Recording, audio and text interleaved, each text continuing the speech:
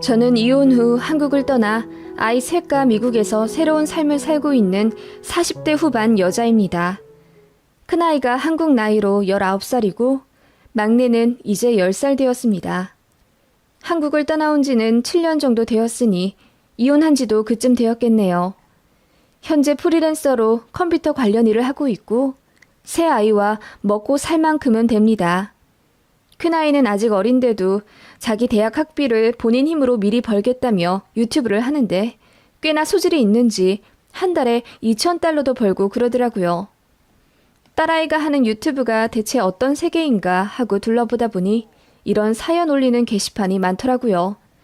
진짜인지 가짜인지 모를 법한 이야기를 보다 보니 제 이야기와 비슷한 사연 썰도 있고요.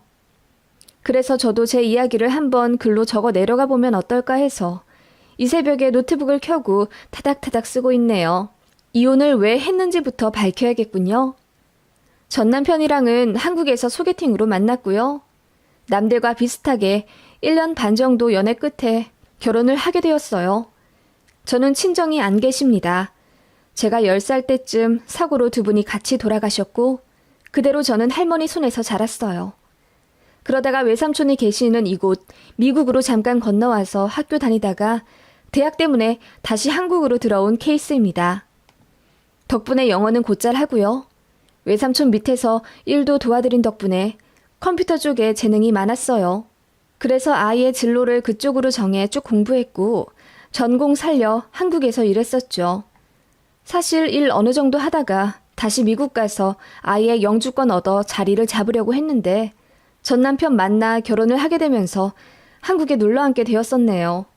얘기만 들으면 한국, 미국 오갈 정도로 제가 여유롭게 살았던 것 같지만 딱히 그러진 않았고요. 그냥 평범한 축에 속했어요. 할머니가 편찮으셔서 저를 돌봐주실 수 없었기 때문에 어쩔 수 없이 외삼촌한테 갈 수밖에 없었던 거고요. 전 남편네가 잘 살았습니다. 전 남편네 집은 3대째 강남에서 살고 있었고 다들 못 풀려도 변호사일 정도로 집안 사람들 전부 직업이 좋았습니다. 전 남편 역시 자세히 말할 순 없었지만 전문직이었고요.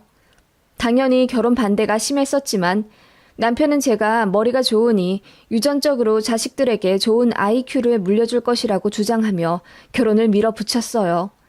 제가 IQ가 남들보다 좀 높은 편이긴 하거든요. 게다가 성격도 순한 편이니 시댁에서 결국 좋게 봐주어 결혼을 허락해 주시긴 했지만 돈도 뭣도 없는 여자라 그런지 살갑게 대해주진 않으셨네요. 제가 친정도 없고 모아둔 돈도 별로 없었기 때문에 시댁에서 집을 해주셨네요.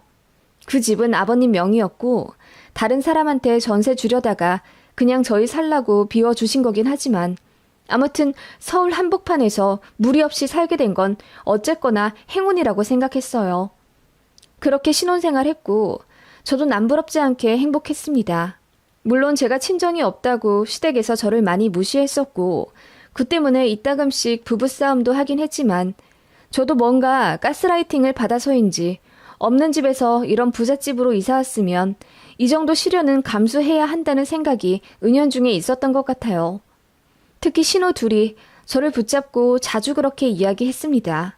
올케 정도가 우리 같은 시댁 만나는 건 정말 감지덕지지. 남편은 돈 잘 벌어. 시댁은 부자라서 서울에 집도 해줘.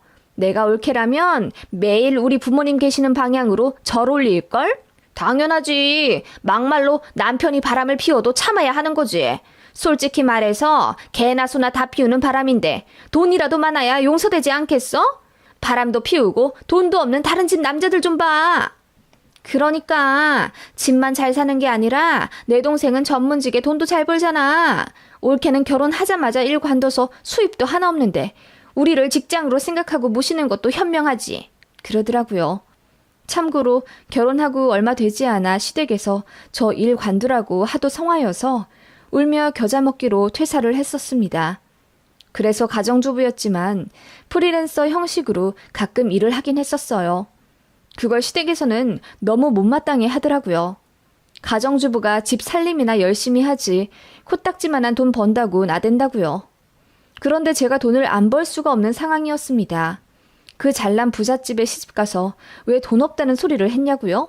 남편 연봉은 월 1억 이상이었는데 실수령은 600만 원 언저리였고 솔직히 아이돌 학비며 비싼 관리비며 생활비며 이것저것 제하면 딱히 여유롭지도 않았어요.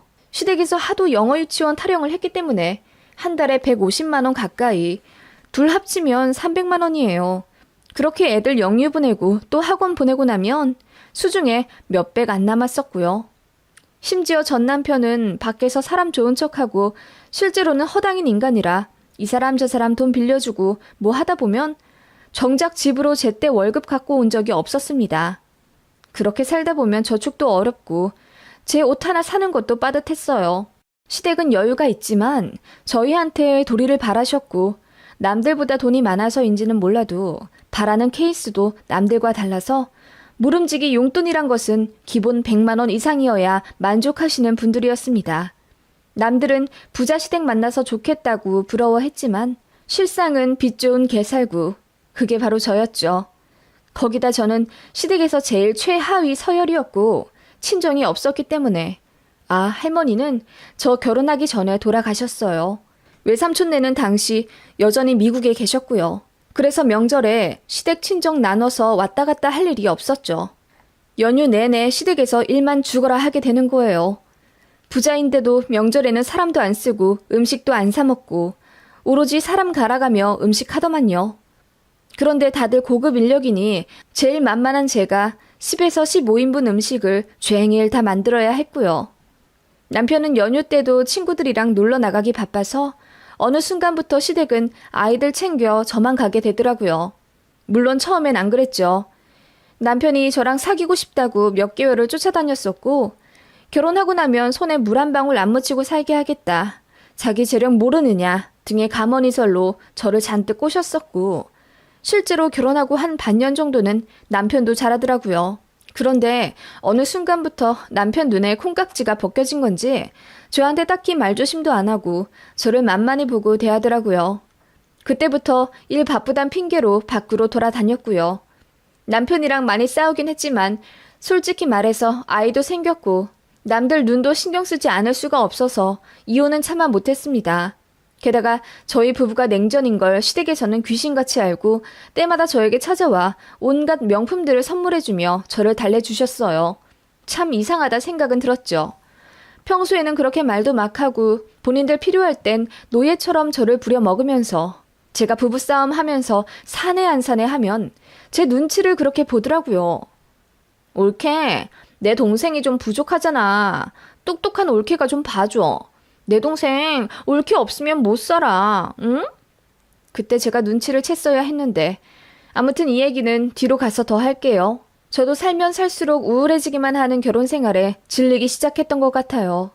아이들은 점점 아빠를 필요로 하는데 아빠란 작자는 사회생활 한다고 밖에 나돌아다니고 저는 시댁에 매여 을처럼 살고 있으니 속물처럼 그래 돈으로라도 보상받으면 그렇게까지 억울하지도 않겠어요. 시댁에서는 집 하나 해줄 뿐 그 어떤 금전적 지원을 더 해주지 않으셨습니다. 애들한테는 물론 잘 해주셨고 나중에 큰애한테는 광주 땅을 줄 거다.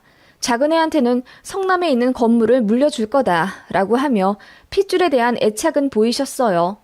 그리고 애들한테 돈도 모아주신다면서 통장을 보여주시곤 했는데 그건 어디까지나 시댁 명의 통장이었고요.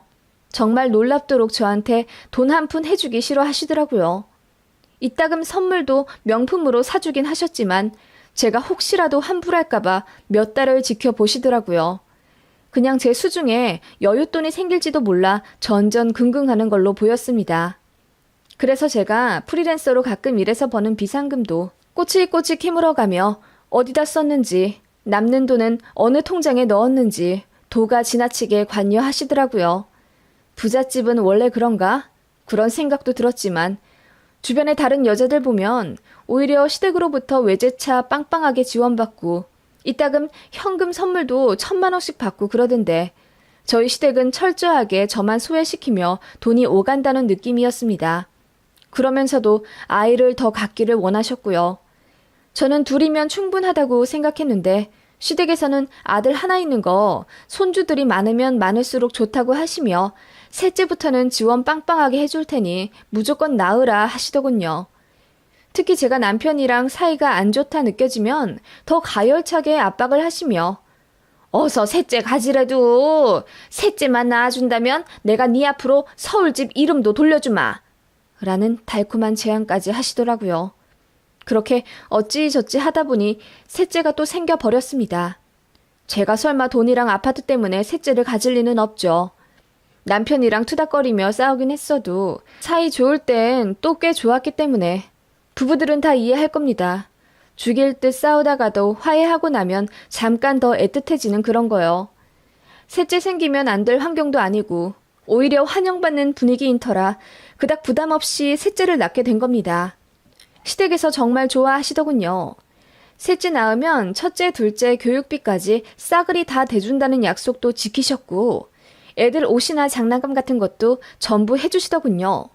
다만 역시나 제 편으로 현금을 보내주시는 것이 아니라 직접 유치원에 입금하고 옷이나 장난감도 직접 사서 전달해 주시는 등 철저히 저는 돈 한 푼 못 만지는 시스템으로 애들 지원을 하시더라고요. 게다가 제 앞으로 외제차도 한 대 선물해 주셨습니다.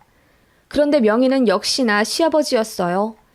솔직히 말해서 어이가 없긴 했지만 어쨌든 셋째 낳은 이후로 살림이 핀 건 사실이었습니다. 남편이 연차가 늘어 월급도 더 많아지기도 했으니까요. 그리고 셋째가 두 돌만 지나면 기관에 맡기고 저도 일을 시작하려고 알아보고 있었습니다. 그런데 시댁에서 그 사실을 알자마자 저더러 절대 일하지 말라고 난리더군요. 애가 셋이나 있는데 무슨 일이냐면서요. 나중에 애들 대학이랑 결혼 자금까지 싹 대줄 거니까 걱정 말고 저는 쉬라고 하더군요. 저는 이런저런 이유 대가면서 다시 일 시작하고 싶고 내 삶을 찾고 싶다고 했더니 시어머니가 불같이 화를 내며 저희 집까지 찾아오시더군요. 그러더니 제 어깨를 팍 밀면서 네 삶을 찾아? 애를 셋이나 낳아놓고는 무슨 네 삶을 찾겠다는 거니? 잔말 말고 집에서 애나 키워. 너는 그러라고 내가 이 집에 시집오게 만든 거다. 행여 다른 생각했다가 너 혼날 줄 알아. 라고 하시더군요. 그 말에 저도 반발을 했죠. 그래도 씨알도 안 먹히더군요. 시댁에서는 어쨌거나 제가 일하는 걸 극구 반대했고 제가 취업 나가면 이혼시켜서 애들을 빼앗겠다는 둥 협박도 일삼았습니다. 그 정도로 저를 집에 가둬두려 하셨고 경력을 단절시키려고 안간 힘을 쓴다는 느낌을 받았어요. 자연스레 남편이랑도 많이 싸우게 됐죠. 남편도 시댁 편이었거든요. 이래서 뭐해. 내가 돈을 적게 버는 것도 아니고 집도 있고 다 있는데 뭐가 아쉬워서 일한다는 거야. 돈이 다가 아니라 나도 공부한 게 아까워. 그리고 사회에 나가서 일하면서 제대로 숨 좀 쉬어보고 싶고. 돈 많은 사모님이 배부른 소리 한다. 자꾸 돈돈거리는데 솔직히 말해서 나한테 무슨 현금이 있다고 그래. 당신이나 시댁이나 절대로 나한테 돈 한 푼 실물로 안 쥐어주려 하시는 거 내가 십수년 동안 몰랐을 것 같아? 돈 때문이었니? 그럼 우리 집에다 말해서 다달이 너 용돈 넣어주라고 해? 그럼 되겠어? 라고 결국 저를 속물로 만들어 버리더라고요. 기가 차면서도 알 수 없는 무력감에 눈물이 줄줄 나오더군요. 제가 제 발등을 찍었다는 생각에 서럽기도 했고요.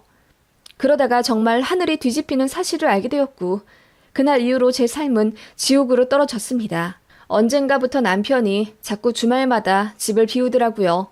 말로는 출장이라고 하는데 알아보니 타 지역 업무는 없었습니다. 이상해서 뒤를 캐보니 남편이 모 지방 도시에 자주 들락날락거리는 걸 알게 됐어요. 카드 내역서를 단 한 번도 저에게 공개하지 않아서 볼 수가 없었는데 작정하고 찾아보니 주말 하루 정도는 그 지역에서 생활하더라고요. 주유도 마트도 하다못해 담배 사는 것도 전부 그 지역 어느 동네에서 하더군요. 필시 이건 바람이라고 생각하고 제가 사람을 붙여 뒤를 캤습니다. 그랬더니 제 남편이 그 지방 모 아파트를 별장 삼아 거의 주마다 자주 간다는 걸 알게 됐어요. 바람이 확실했습니다.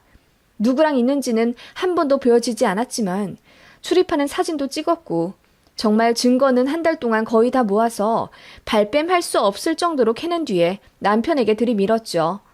그랬더니 깜짝 놀라면서 역시나 아니라고 하더군요. 직장 관련 사람 집이라나? 제가 그 집 주소도 알아냈으니 바로 거기로 찾아가 보겠다고 했더니 남편의 반응은 예상 밖이었습니다. 찾아가 보더라도 우리 집에 먼저 가서 얘기해. 뭐라고? 우리 집? 시댁 말하는 거야? 그래, 우리 엄마한테 먼저 물어봐. 라고 하며 태연하게 있더군요. 저는 솔직히 남편이 저에게 울고불고 손이 발이 되도록 싹싹 빌 거라고 생각했습니다. 그런데 그 남자 뭘 믿고 그런 건지 천하태평하더군요. 바람 피운 게 저인지 그놈인지 어이가 없을 정도였습니다. 너무 열이 받아 시댁으로 쳐들어가 남편이 바람 피우는 게 확실한데 나한테 미안해하질 않는다. 이거 어떻게 해야 하느냐. 이혼하고 싶다. 라고 울고불고 따졌죠. 그랬더니 시부모님이 처음에는 놀랐지만 이윽고 놀랍도록 차분하시더라고요.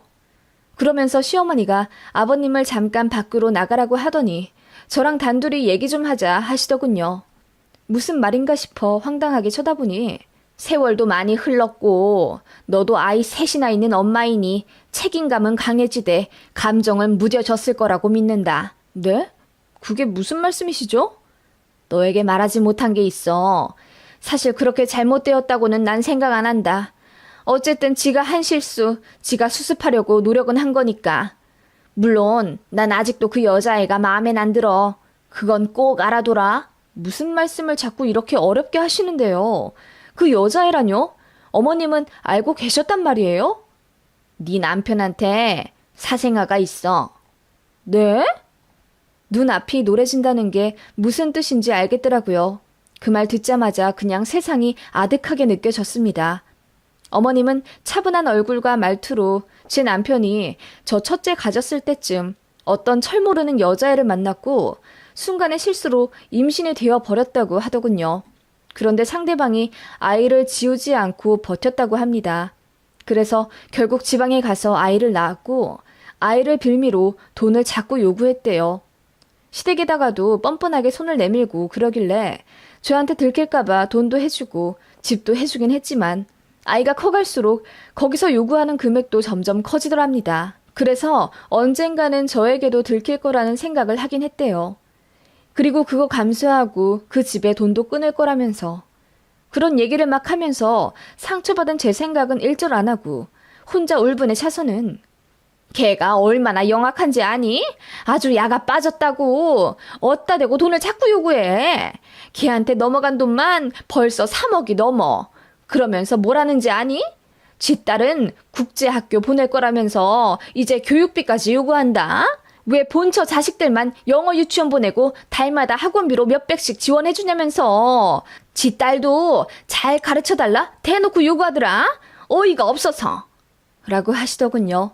글쎄, 지 딸한테 원하는 만큼 안 해주면 너한테 찾아가서 다 이르겠다는 거야. 내가 어이가 없어서. 그래서 해볼 테면 해보라고 했지. 어디서 굴러먹은 게 감히? 그렇게 시모는 전혀 제 심정을 생각지도 않은 것 같았어요. 제가 지금 무슨 소리를 하고 있는 거냐니까 시모는 자기도 참을 만큼 참았다면서 그 여자애한테 더는 돈 주기 싫었고 그래서 조만간 저한테 알리려고 했던 참이라면서 차라리 잘됐다. 이 기회에 너도 알 건 알거라. 라고 하시는 거예요. 그러더니 이제 이런 걸로 속상해할 나이는 지나지 않았냐면서 저더러 현실을 좀 깨달으래요. 애가 셋이나 있고 저는 시댁 재력 말고는 가진 능력도 없는데 이제 와서 무슨 결정을 내리겠냐며 어차피 이혼도 못할 거면 괜히 힘쓰지 말자고 하시더군요. 그 말에 기가 차서 말도 안 나왔습니다.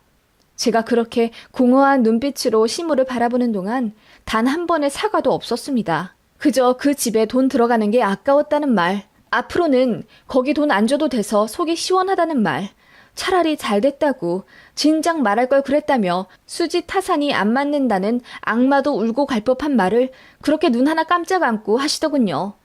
그때 저는 알았습니다. 아니, 진작 알았지만 이제야 제대로 깨달았던 것 같아요. 저는 이 집에서 존재 가치가 없었습니다.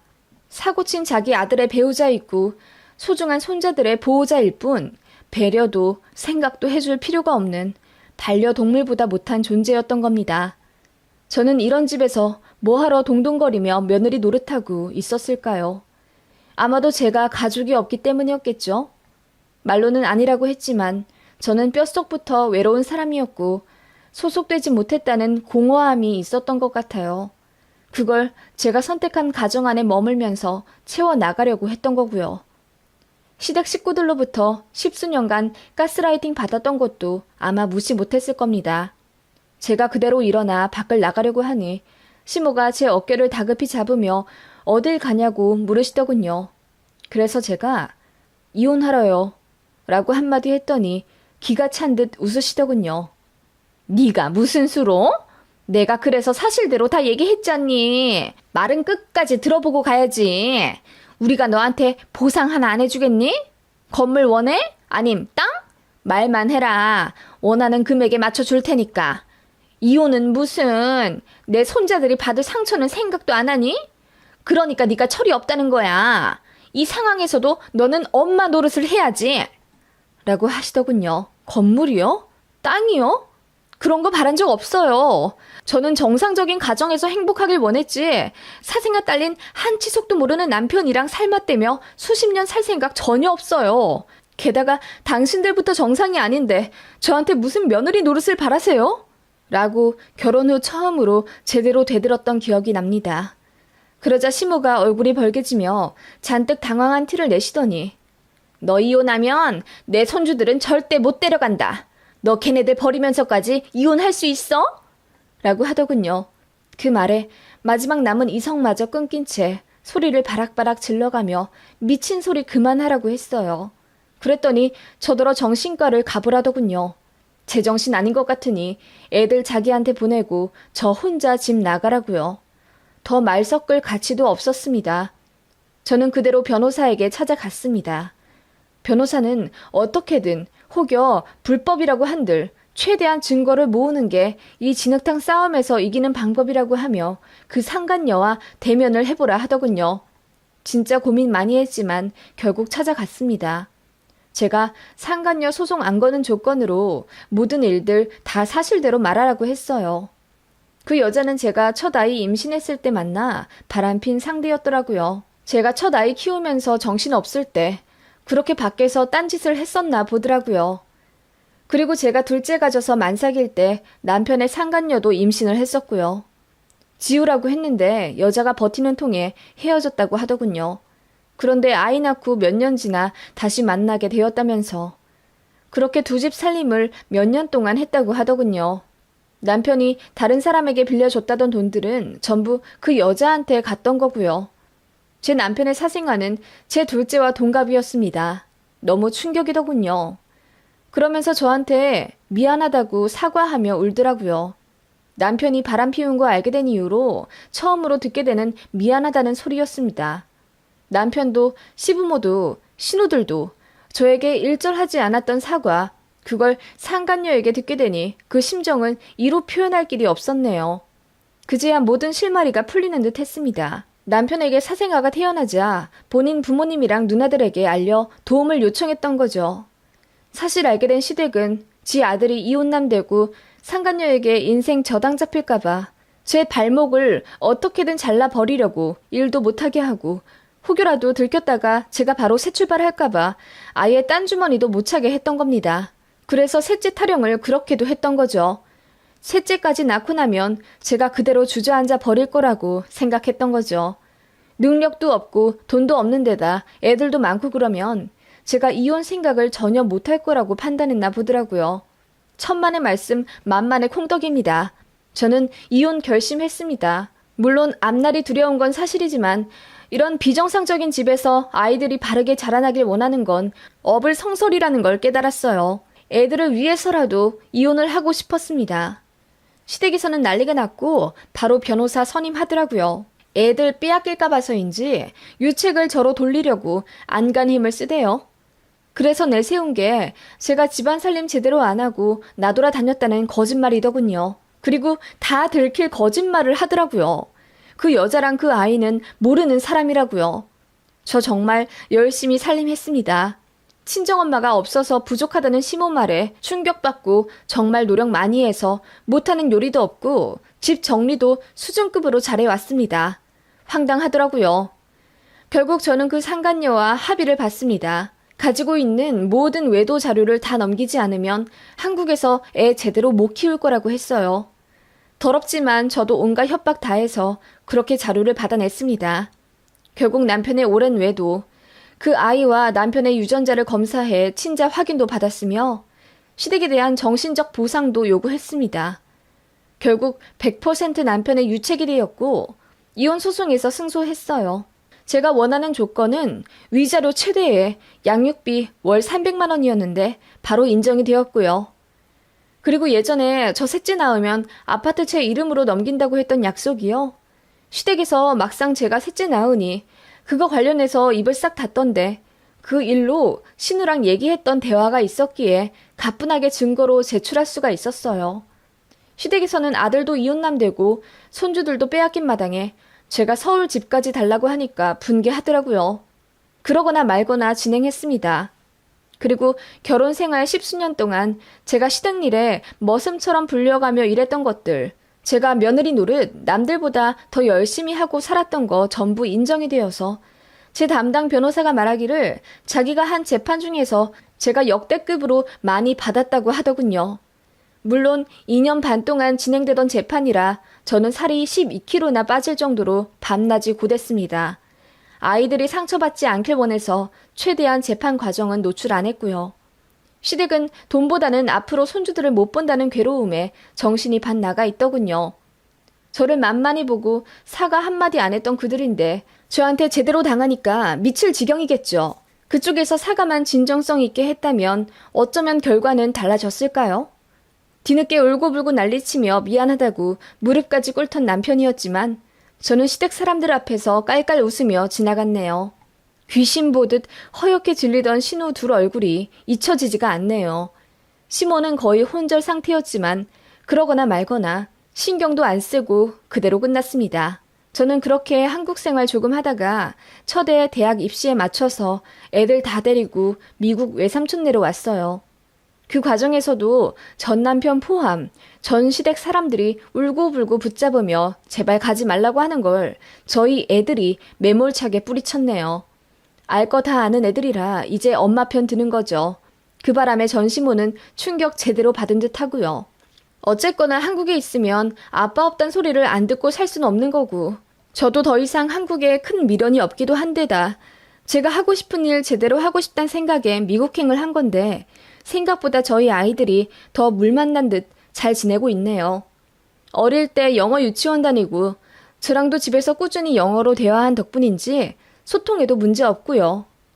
저도 처음에는 바로 업무 시작하는 게 어려웠지만 적응 열심히 해서 지금은 능력 인정받으며 일 잘하고 있어요. 어쨌거나 이혼하면서 받은 돈들이 꽤나 두둑하기 때문에 애들 앞날도 걱정 없고요. 오히려 결혼 생활할 때가 더 돈 쓰는데 눈치 보이고 그랬는데 지금이 훨씬 모든 것에 여유롭습니다. 애들도 학업적으로나 정서적으로나 훨씬 행복해 보이고요. 일단 제가 안정된 삶을 사니 애들한테도 영향이 가는 듯합니다. 아이들은 잘 자라요. 이쯤 되니 정말 전래동화처럼 제가 원래 살고 있던 곳에 아이들 셋을 끼고 올라온 선녀 같다는 느낌이 드네요. 결혼하기 전에 저 원래부터 미국에서 자리를 잡으려고 했었으니까요. 소중한 제 보물 같은 아이들을 얻게 해준 거, 그것 하나는 정말 전 남편에게 고맙네요. 그렇게 저는, 아니, 저와 제 아이들은 더 큰 행복을 찾아 매일매일 설레는 하루를 살고 있어요. 고통도 슬픔도 없는 이곳에서 평등하게 존중받으며 사는 삶이 얼마나 소중한지 다시금 깨닫게 되네요. 전 시댁에서는 혹시나 나중이라도 애들 못 볼까 봐서인지 양육비는 제때 주고 있고요. 비록 어리석었던 지난 날이지만 오래 머물지 않고 벗어난 저 스스로에게 인생의 실수는 한 번이면 족하다고 말해주고 싶습니다.